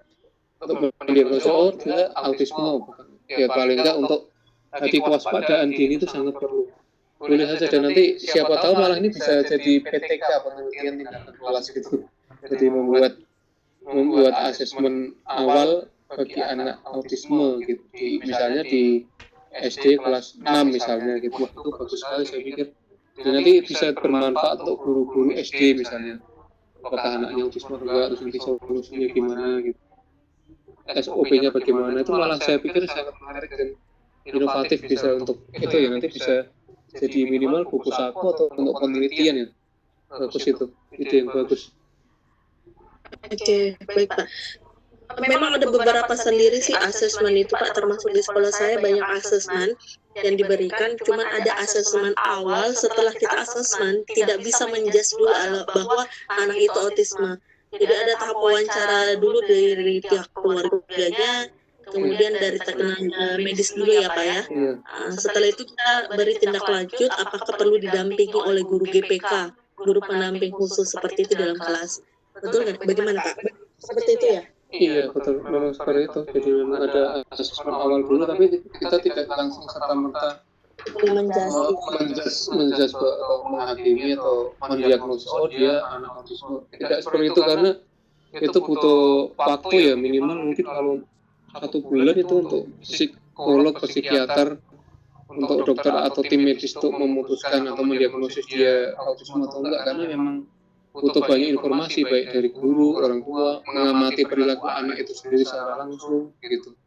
Jadi jangan sampai dia nanti diduga autisme ternyata misalnya hiperaktif, atau bahkan dia sindrom Asperger, atau mungkin dia hanya itu aja, hanya mungkin hanya suka berkata-kata jorok gitu, atau berkata-kata kasar, terus suka membiu gitu, hanya itu aja, atau tangannya suka mengepak-ngepakkan, dan itu memang karakteristik khusus autisme. Tapi bukan berarti kalau semua anak yang suka mengepak-ngepakkan tangannya seperti saya itu pasti autisme gitu. Begitu. Oke. Baik Pak, saya ini pertanyaan selanjutnya dari Ibu Ila Jamilah. Saya open mic dulu ya ke Ibu Ila Jamilah. Silakan Ibu Ila Jamilah. Assalamualaikum Bu Ika. Ya, waalaikumsalam Bu. Mbak Dokter. Ya, silakan. Ya, terima kasih kesempatan dokternya. Begini ya Dok, saya di sekolah ada kasus punya murid gejalanya itu memang kesulitan dalam interaksi sosial ya, interaksi sosialnya juga. Kemudian kalau tantrum enggak, cuman dia diam. Kalau disuruh apapun dia selalu tidak mau, dan jawabannya cuma menggelengkan kepala. Itu selama 3 tahun. Jarang sekali bicara walaupun sekedar kata tidak. Jarang sekali, hanya menggelengkan kepala gitu, senyum gitu. Nah itu apakah termasuk kategori autis? Nah, kemudian kegiatan di kelas itu sama sekali tidak mau menulis, membaca. Dia hanya memperhatikan temannya dari bangku satu ke yang lain, perhatikan, mengganggu tidak, cuma perhatikan, diam itu. Kalau diberi tugas cuma menggeleng kepala, ayo nulis, geleng kepala, ayo baca, geleng kepala. Malah seringkali kita ngobrol dengan orang tuanya, dengan ibunya, katanya kalau di rumah banyak bicara kalau di rumah, cuman untuk belajar sama tidak mau, cuman satu kalau minatnya untuk ngaji sekolah madrasah dia rajin, kata ibunya tuh. Nah, pertanyaan saya tadi itu apakah termasuk kategori autis? Nah, sekarang masuk ke kelas 4, ada perubahan dokter. Sekarang udah mulai bicara, mau bicara. Iya. Mau mulai bicara. Walaupun untuk pengetahuan belum mau mengikuti. Nah, kami memang tidak memiliki keahlian khusus gitu ya. Kami guru umum, guru biasa. Jadi dalam menangani ini mesti seperti apa gitu. Kemudian apakah itu satu, apakah termasuk autis? Kedua, untuk menanganinya kami harus seperti apa? Barangkali itu saja Pak Dokter, makasih. Sebelum saya itu, kalau dia kalau berinteraksi apakah matanya menatap langsung atau enggak, Bu? Maksudnya kalau ditatap matanya dia balik menatap atau dia mengalihkan pandangan gitu? Kadang suka mengalihkan. Oh, jadi dia nggak mau menatap mata langsung gitu ya? Nggak mau. Oh iya, itu ada dugaan. Itu usianya berapa? Sekarang kelas 4 dok. 4 SD. Ada dugaan ya? Ada dugaan. Jadi kan kalau anak yang autisme itu memang nggak bisa langsung menatap mata, dipandang matanya dia ngeliatin kepala gitu. Ya kayak sibuk sendiri gitu kan. Ya gitu ada. Iya. Anteng sendiri kalau itu. Malah kata ibunya di rumah tuh kayak main sendiri aja Anteng, kata kalau di rumah. Dan bicara kalau di rumah, tapi itu sendiri katanya. Iya, itu ada kecenderungan. Cuman kalau untuk menegakkan diagnosis itu ya harus dibawa ke psikiater atau psikolog atau ke dokter anak begitu untuk menegakkan diagnosisnya. Cuman ya kalau apa? Bisa ke psikiater, bisa ke psikolog untuk konsultasi. Bisa ke dokter anak juga atau psikiater. Psikiater itu ada yang psikiater khusus anak-anak ya, jadi psikiater tapi yang mendalami tentang autisme. Jadi ya begitu. Dan saya pikir kalau sebagai guru malah untuk asesmen atau untuk menilai anak seperti itu didekati aja dia maunya apa. Kalau dia misalnya potensinya pada menggambar ya berarti harus itu dikembangkan menggambar sampai dia misalnya juara 1 internasional begitu, karena anak autisme itu tergantung lingkungannya ya. Jadi kalau dia nanti kalau potensinya itu sudah ditemukan tuh gampang sekali tinggal mengasah. Jadi ibaratnya anak autisme itu kayak kayu jati, tinggal nanti tugas gurunya tuh mengukir dia jadi kayu jati dan memulesnya gitu. Jadi potensinya dia harus diketahui dulu apa. Satu aja biasanya dia punya kemampuan yang luar biasa, misalnya matematika, atau dia suka puisi atau suka menulis, menggambar, atau mungkin suka komputer gitu. Itu biasanya ada itu. Untuk potensinya apa kita belum menemukan, karena awalnya digambar seperti suka, tapi 1 kali 2 kali iya suka, setelah itu enggak. Kemudian di seni tari ya, awalnya 1 kali, pertama 2 kali, kesannya udah enggak, jadi belum kelihatan gitu. Untuk musik ya sama, jadi belum kelihatan, dia hanya 1 kali 2 kali, ketiganya udah nggak ada, udah nggak mau ikut gitu. Jadi dia maksudnya mudah bosan gitu ya? Iya, mudah bosan. Jadi ketertarikannya cuma sebentar gitu. Kita juga suka menemukan di mana ya anak ini ikutin, yuk suruh ikut sini. 2 kali udah berhenti. Awalnya kita senang gitu, anaknya kayak antusias. Belum pertemuan ketiga udah berhenti. Jadi kita agak bingung juga nih, belum menemukan dok potensinya tuh. Ya itu memang tugas atau tantangan dari gurunya. Bagaimana agar membuat dia tertarik untuk lanjut dan jangan sampai meloncat-loncat. Maksudnya kalau sekarang gambar terus belum selesai gambar, besok ikut nari, terus narinya juga belum selesai, misalnya ikut puisi belum selesai, ikut komputer gitu, jadi malah nggak ada yang ahli itu nanti, malah bahaya.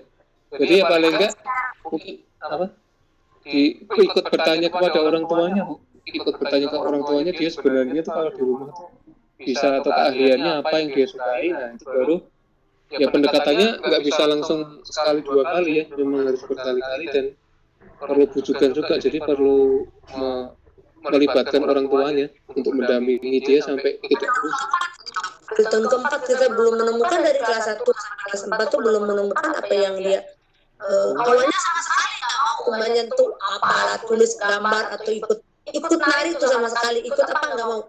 Ya sekarang ini memasuki tahun keempat udah mau bersosialisasi sedikit gitu, walaupun sedikit ya. alhamdulillah bagus, ada kemajuannya. Nah, ikut olahraga, ikut ke lapangan gitu dengan teman-temannya. Dulunya sendiri gitu. Apa mungkin medis juga mesti itu mungkin ya, mesti memang berobat. Kalau saya pikir itu juga butuh obat juga. Itu kemungkinan dia kan masih pemalu atau itu ya, jadi ada gangguan juga di neurotransmitter di otak yang misalnya dopamin, serotonin atau apa, itu perlu dirangsang atau distimulus dengan obat tertentu. Jadi yang bisa memberikan obat biasanya dokter anak sama dokter saraf atau dokter jiwa, psikiater. Cuman kadang-kadang kalau orang tua itu disarankan anaknya ke psikiater pasti menolak karena anak sugestif, bilangnya anak saya tidak gila, padahal enggak gitu. Ya, itu jadi agak sulit juga memang kalau untuk menyarankan anak-anak itu, maksudnya kepada orang tuanya bahwa ini anak ibu ada berkebutuhan khusus, jadi perlu bimbingan ke psikiater atau apa biar ada untuk menemukan potensinya. Jika itu bahasanya harus bahasa diplomatis agar orang tuanya juga tidak shock. Ya memang 4 tahun memang itu kemungkinan dia juga selain autisme dia ada kepribadian introvert atau pemalu atau pendiam. Itu anaknya perempuan atau laki ya? Perempuan kan? Anak pertama atau terakhir? Pertama. Waktu kelas 1 sampai kelas 3 itu di kelas itu cuma mau berteman dengan 1 orang anak laki-laki. 1 sampai kelas 3. Dia punya adik atau anak tunggal gitu? Perempuan, ya. Oh. Orang tuanya kerja semua ya atau ibunya ibu rumah tangga? Dan memahami betul gitu. Saya tuh bukan nggak mau ngajarin, bukan di rumah, katanya emang di rumah juga nggak mau katanya. Tapi herannya kalau sekolah madrasah dia semangat, berangkat gitu katanya. Kalau pelajaran sekolah susah, disuruh apapun juga susah menyambung katanya. Dan kalau di rumah anteng, main sendiri, kadang sampai malam kata bundanya tuh. Nah, gitu katanya. Bundanya itu bekerja masih wanita karir atau ibu rumah tangga? Bundanya. Guru. Gimana Bu? Guru. Oh, guru juga. Oh, iya. Berarti tinggal itu mungkin bilang saja dengan orang tuanya, ini perlu ditemukan potensi yang terpendam apa terus dikembangkan. Itu memang tugas atau tantangan berat juga. Ini potensinya, misalnya belum itu 4 tahun, ya tidak masalah, memang belum menemukan, nanti mungkin pasti suatu saat ketemu dia, misalnya pas itu tadi kan sudah ada kata kuncinya tuh, dia di rumah suka main sendiri sampai malam atau sampai lama, lah itu dia harus diperhatikan dia bermain apa, atau dia bermain boneka-bonekaan atau apa gitu. Barangkali dia tertarik di bidang itu. Iya. Oke, baik ya, sudah cukup ya Bu ya. Kita berbagi pertanyaan ke yang lain. Terima kasih. Iya, sama-sama. Jadi selanjutnya masih banyak Pak sebenarnya, ini sekedar mengingatkan untuk partisipan, silahkan mengisi absen yang ada di kolom chat. Kemudian bagi Bapak Ibu yang menginginkan materi dari Dr. Dito, silahkan bergabung di grup info Lontara, akan dibagikan juga kepada kaum panelis dari panelis untuk link bergabung ke grup Lontara. Pertanyaan selanjutnya ini Pak Dokter, apakah lingkungan keluarga berpengaruh untuk perkembangan bagi anak yang memiliki sindrom Asperger? Karena kebetulan anak didik saya di kelas 1 memiliki 2 ayah, 1 ibu. disertai anak tersebut terlalu tergantung dengan neneknya yang sudah lansia. Mohon bagaimana caranya? Maksudnya 2 ayah 1 ibu bagaimana ya? Jadi mungkin dia sudah cerai kemudian nikah lagi kali ya Pak. Oh, Iya, dari Ibu Rima. mungkin bisa diulang maksudnya pertanyaannya tadi gimana? Bagaimana dia dari tidak tergantung pada neneknya? Saya open mic aja ya Pak ya sama penanya. Silakan Ibu Rima.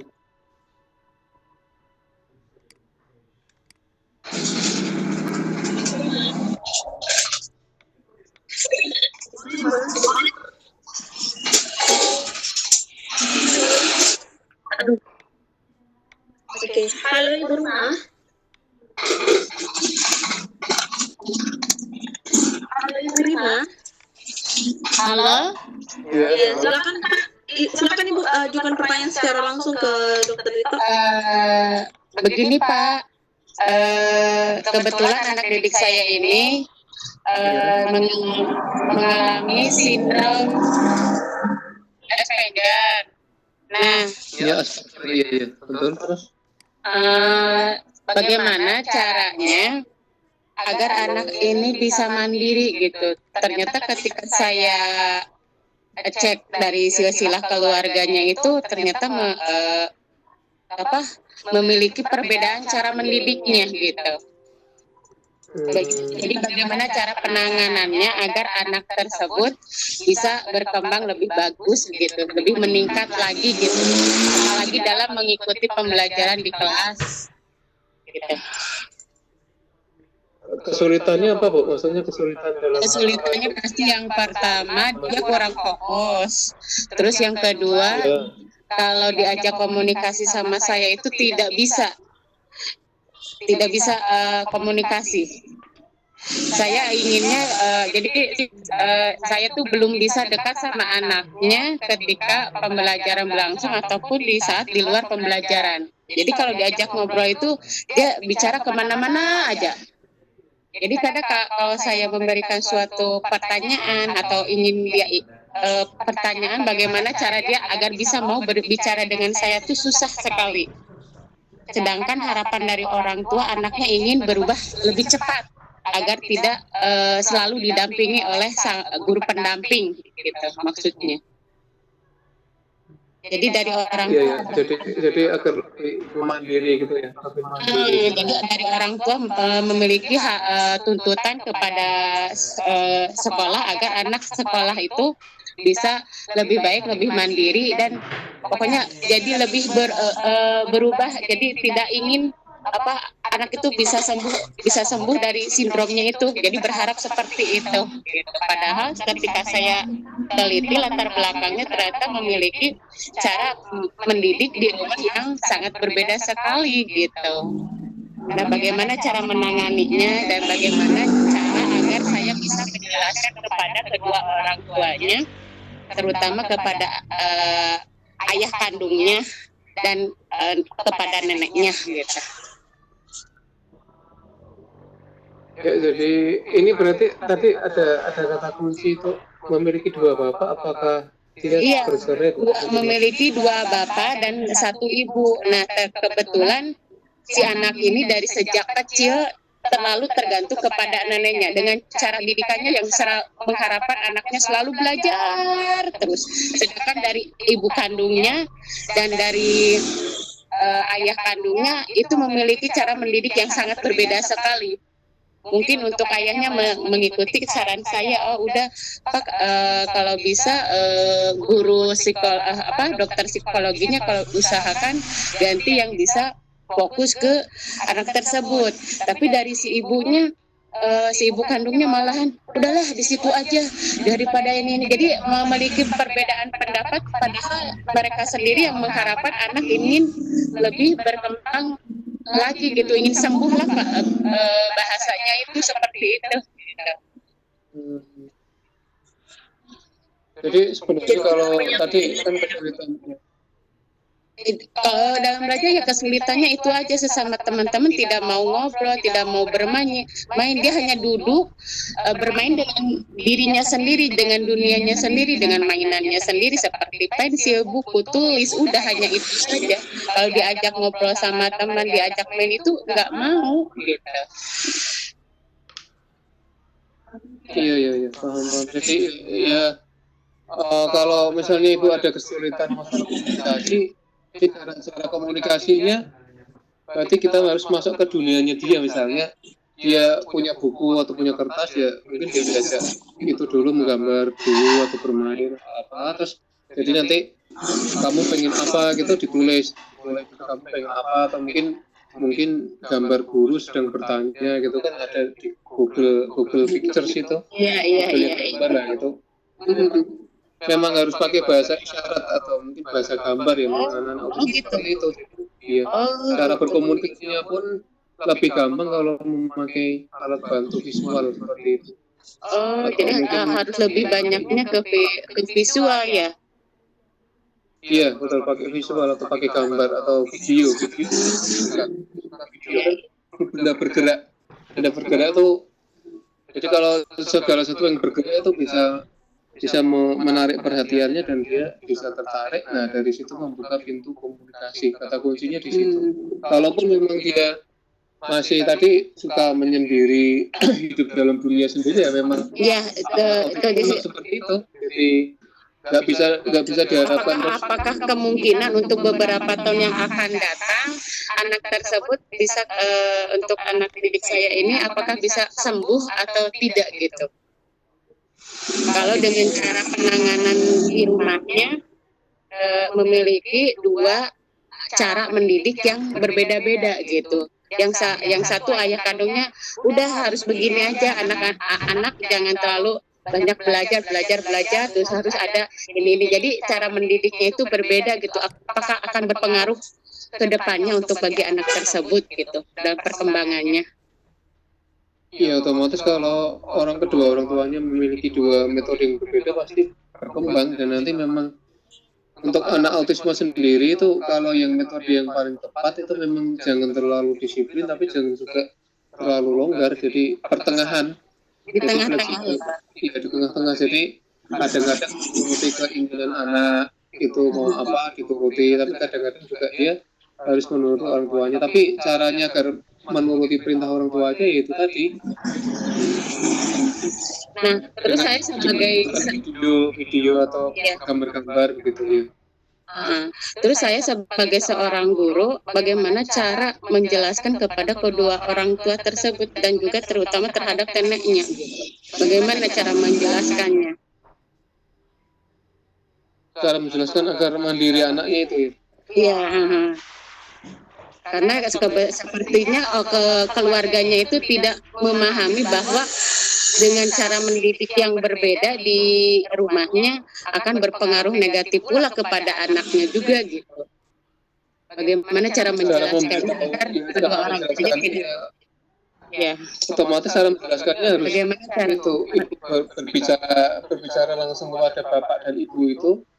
Jadi dalam waktu yang sama maksudnya memberikan pemahaman bahwa anak ibu itu istimewa, punya apa namanya, kelebihan khusus, tapi harus kita gali potensinya begitu. Jadi untuk seperti itu perlu suatu metode yang disepakati oleh kedua orang tua. Jangan sampai anak itu memiliki dua metode sehingga malah membingungkan anak itu gitu. Nah, tapi kalau berbicara seperti itu ya harus ada bapak, harus ada ibunya, jangan satu-satu. Kalau hanya satu-satu nanti orang kayak gitu. Oh, jadi harus sekalian berbarengan ya? Iya, kalau bisa sama anaknya juga. Iya. Kalau sudah bisa itu bapak ibu atau suami istri itu ya nggak masalah, bisa. Jadi langsung pertemukan agar. Terus sekarang ini juga kebetulan Pak Dokter, anak didik saya ini dari ibu kandungnya ini punya sekarang ini sudah lahiran gitu. Jadi anak didik saya itu udah jadi kakak gitu. Nah, sekarang itu kelihatannya belajar juga udah mulai gimana gitu, kayaknya tuh udah gak fokus sama sekali. Itu juga berpengaruh ya Pak ya?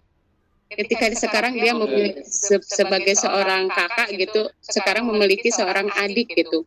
Terus si ibunya itu terlalu fokus sama anak yang sekarang yang si kecil, terus kepada si kakaknya tidak bisa fokus gitu. Berpengaruh juga itu kayak itu. Ya itu sangat berpengaruh ya, karena anak autisme itu sangat sensitif, karena dia itu kalau perasaannya sudah diabaikan itu sebenarnya sangat tersinggung sekali, tapi dia ya akibatnya nanti malah parah. Akibatnya parah ya, dia bisa nggak mau belajar atau dia pantesan pas awal masuk semester ini malahan kembali cara menangani di sekolah juga kembali ke nol lagi, kembali ke awal lagi. Ternyata itu juga berpengaruh ya Pak. Tapi ini kebetulan kedua orang tuanya tuh ya pernah jarang untuk mau komunikasi dengan saya, mungkin karena kesibukan seperti itu. Mungkin sayanya harus lebih harus terus-terusan memberikan informasi kepada orang tuanya ya Pak ya. Iya, harusnya itu inisiatif itu langsung berkomunikasi dengan orang tuanya agar juga jangan mengabaikan kakak ini, karena kakak ini kan perlu penanganan khusus, apalagi kalau dia biar bisa mandiri, tidak tergantung pada orang lain tuh. Itu perlakuannya harusnya lebih daripada porsi adiknya, karena itu usahanya lebih ekstra keras. Apalagi kalau adiknya sampai menyita perhatiannya, itu nanti bisa jadi dia akan tersinggung, terus dia melakukan hal-hal yang kurang terpuji sama adiknya itu karena dianggap saingannya. Bisa jadi begitu nantinya, kalau dia pas marah atau apa kan kita nggak tahu. Betul Pak. Jadi memang harus langkah-langkah antisipasinya ya itu tadi, harus orang tuanya itu harus mengerti bahwa ini si kakak itu memang berkebutuhan khusus. Ya kalau memang nanti ibu tidak enak mengatakan itu takut menyinggung, ya jangan dikatakan berkebutuhan khusus atau autisme langsung, tapi bilang aja dia memiliki potensi yang harus digali. Dia memiliki potensi yang harus digali dan butuh perhatian yang sangat istimewa begitu. Butuh perhatian, pendidikan, butuh itu kasih sayang gitu. Jadi Oke, baik Pak.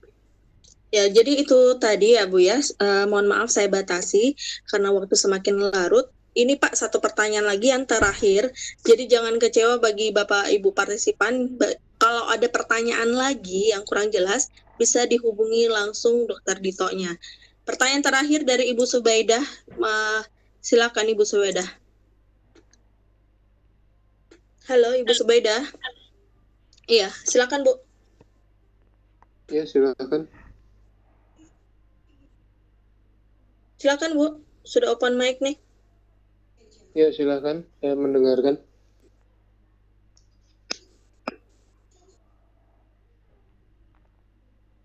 Zubaidah.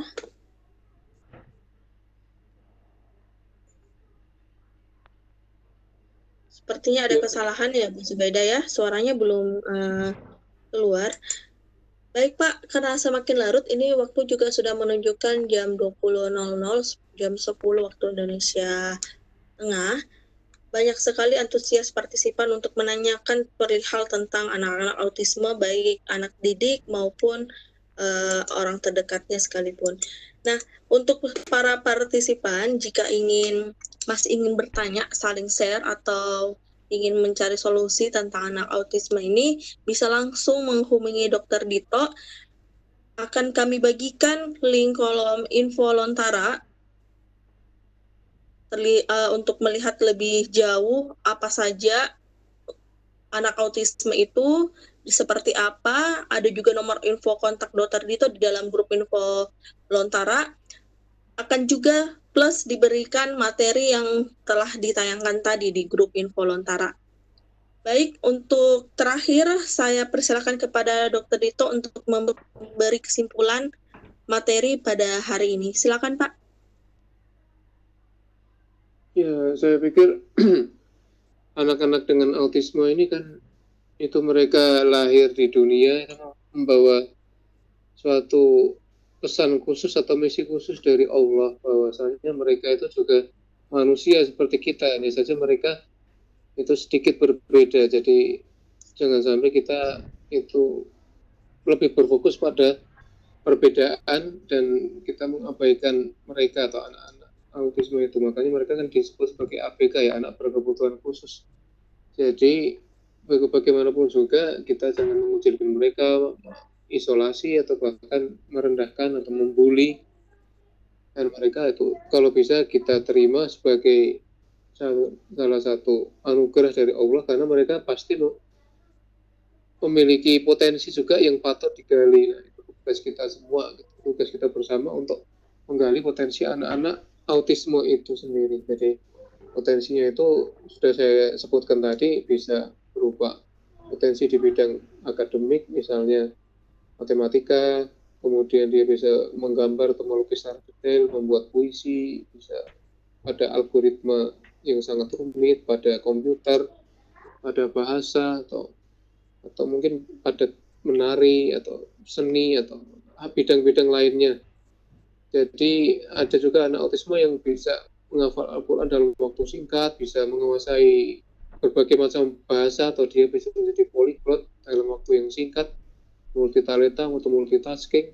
Jadi kita jangan pesimis ya, dari anak autisme ini pasti memiliki kelebihan. Nah, tugas orang tua, tugas guru, tugas kita semua, masyarakat, para tokoh agama, dosen, pendidik, semuanya, semua warga, itu untuk menemukan mereka. Dan kalau bisa memang anak autisme ini hidup di dunianya sendiri atau hidup dalam pikirannya sendiri, tapi caranya agar mereka bisa bersosialisasi ya tentunya kita yang masuk ke dunia mereka. Jadi, karena mereka memang sudah ditakdirkan tuh begitu dari sananya, sudah ibaratnya casingnya atau softwarenya itu sudah diinstal dari sananya begitu. Kita tidak bisa mengubahnya, karena memang tadi sudah saya sebutkan kan, dari produktif neuroscience pun ada ketidaknormalan di bagian otak-otak tertentu. Ada misalnya tadi hipokampus misalnya, atau amigdala, dan juga gangguan neurotransmitter misalnya kayak serotonin, dopamin, GABA, dan reseptor-reseptor kimiawi lainnya. Nah, itu yang membuat anak autisme itu memang seperti itu, misalnya agresi, hiperaktif, terus hidup dalam dunia sendiri, tidak mau bersosialisasi, bicaranya sedikit, dan mudah mengamuk atau tantrum. Nah, itu memang kita harus memahami mereka, bagaimana kita juga ingin dipahami.